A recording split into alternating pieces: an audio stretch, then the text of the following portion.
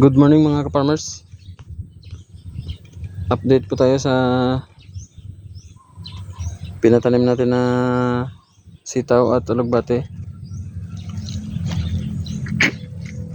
At pinalinisan na rin natin. Ayan. At pinalagyan na rin natin ng abono.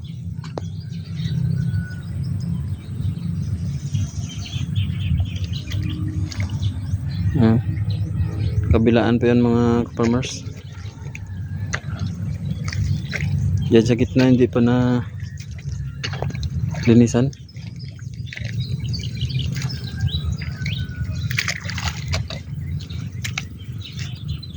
Yung sitaw natin mga farmers unti-unti nang gumagapang pataas.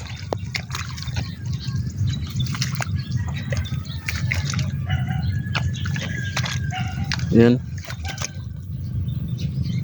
Para hindi masayang yung space, lagyan natin ng sa tabi ng sitaw, pinataniman natin ng alugbate. Yan. Kasi yung buhay ng alugbate ay matagal siya mamatay, mahaba yung harvestan sa alugbate mga ka-farmers.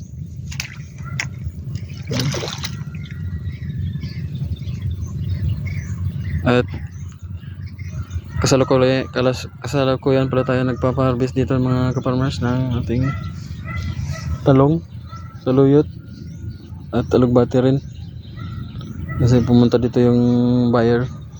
Ayan, malalaki na po yung bunga ng talong natin. Yung harvest pala natin ay sa talong ay every 4 days mga ka-farmers.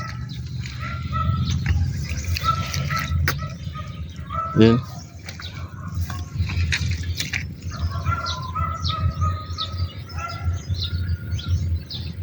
Mahigit 100 puno lang po yan yung talong natin mga ka-farmers.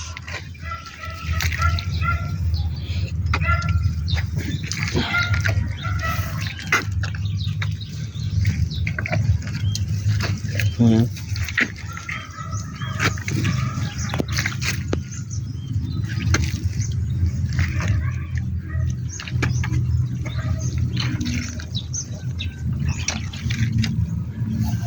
Maganda tingnan yung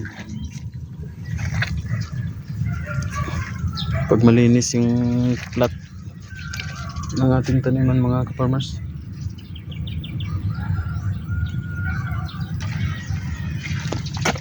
Yan, dito yung naunang itinanim na alugbate, malago na. Yung mahaba inarbis na kanina mga ka-farmers.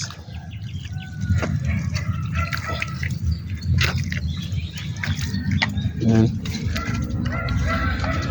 Pagtatanim mga ka-farmers, kailangan talaga sipag at tiyaga lang.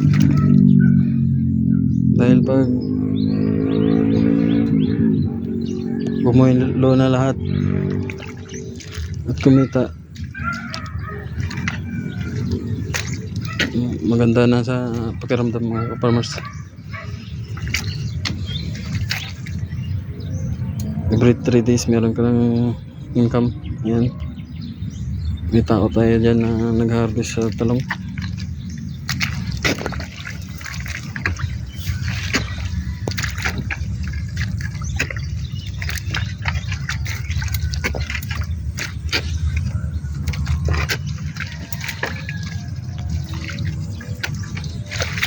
Pati tiko boy ko mo para wala reject. May bilin pa yung Scorpio? Kuno mo naman yung Scorpio, no? Talong lang.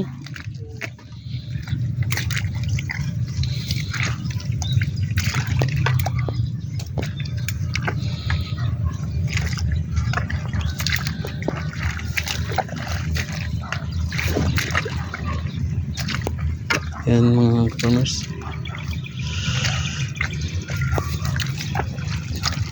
Sari-saring gulay yung tanim natin dito mga ka-farmers.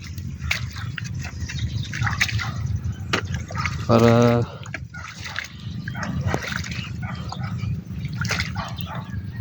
in case na bumaba yung presyo sa ibang tanim natin, makabawi tayo sa ibang pananim natin mga ka-farmers. Yan. Lalapad ng dahon ng alugbati natin mga ka-farmers. Yan.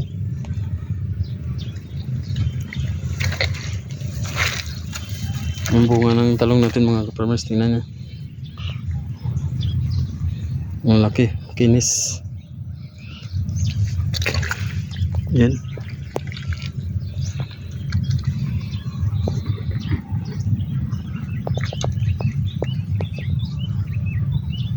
Kung nagustuhan niyo yung video ko mga ka-farmers, like, share, and comment. Hanggang sa susunod na video, maraming salamat.